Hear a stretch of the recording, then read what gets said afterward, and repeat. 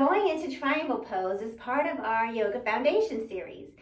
So triangle pose in Sanskrit is known as Utthita Trikonasana. Utthita is extended. Kona is angle, tri is three, so trikona is three angle, and asana of course means pose. So let's do it. Step your feet apart. Triangle pose is one of our standing postures, and it's all about leg strength, length, opening, and space.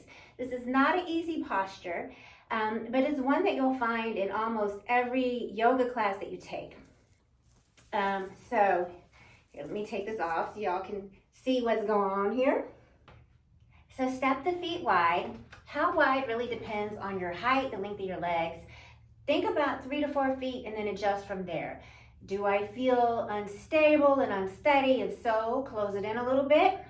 Do I feel congested? If so, open up a little bit. And know that you listen to your body. So at any time throughout this pose, if you feel like you need to adjust, you adjust. Right toes point out as the right thigh externally rotates. So the toes point towards that front short edge of the mat. Back left toes turn in slightly, and we have a heel-to-heel alignment. Take an inhale, find length. Triangle pose is all about strong legs and length through both sides, out through the crown of the head. Remember that the neck is an extension of the spine. So we want to keep the spine long all the way through the crown of the head throughout this pose. Inhale, send the arms out to the sides. Now flip the palms up. Why are we doing this? Because we want to feel that openness across the chest. Collarbone spread wide, shoulders drop back and down, moving together across the back. Keep what you have there, and then turn the palms face down. Now imagine that you could lift the belly and knit the ribs. So there's this closing in here through the front body and a lengthening through the tailbone and the back body. Root down through the pinky toe mound, big toe mound, and the heel, and then rise up energetically. Now, seal off through that back left foot, and that kind of anchors us back. This is our anchor, and we want that left hip pulling back. So, act like there's something on a shelf out in front of you here, and start to reach forward like you're gonna grab something off the shelf. Notice what happened to the sides. Are we still long here? We don't wanna fall into this pose. Keep what you have. Hinge at the hips, not bending from the waist. Stay long. Take another breath here and connect with the breath. And then as you're ready, we begin to hinge. Right hand comes down onto the shin, maybe the floor, maybe the ankle. Traditionally, in some lineages, they would grab the big toe. And then use your left hand, bring it onto the ribs and roll those ribs open. So we want to make sure that we're still long through both sides of the body. Lift the belly a little here, pin that left hip back, and then the left arm reaches straight up. So ideally, there's a straight line of energy from the right hand to the left. Traditionally, the gaze or the drishti would be up towards the left hand. If that causes you to feel unstable, you can look down towards the right foot. And then we come out of the pose.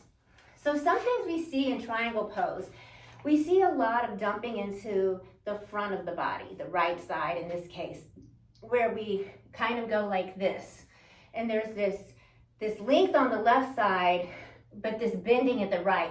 We're bending from the waist and we're losing the length here and just kind of dumping into the pose. The other thing we see is it's like enlightenment is on the floor. And people seem to think like the lower I get my hand, the better I'm doing. There is no good and bad. We're just practicing yoga here. Enlightenment is not on the floor. So if you find that you're folding forward and this shoulder is coming forward, then you're probably going too far down. Lift the hand so that you can keep length on both sides and keep rolling this chest open. So now we're going to look at triangle with props.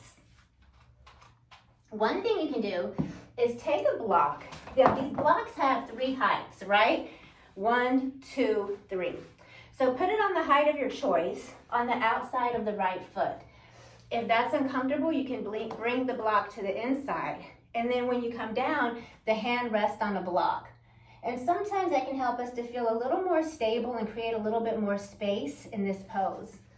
A lot of times when I'm working with beginners, we start with a chair. If you're going to teach or practice triangle with the chair, you would bring the right toes kind of right underneath the chair, Left foot steps back. We're keeping that same heel to heel alignment. Right toe still pointing towards the short edge of the mat. Left toes in at an angle.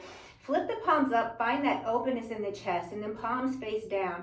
Lengthen through both sides. Lift the belly. Pin the left hip back, and start to hinge over to the side like you're going to grab something on a chest, and then bring the right hand down into the chair, and the left arm extends straight up to the sky.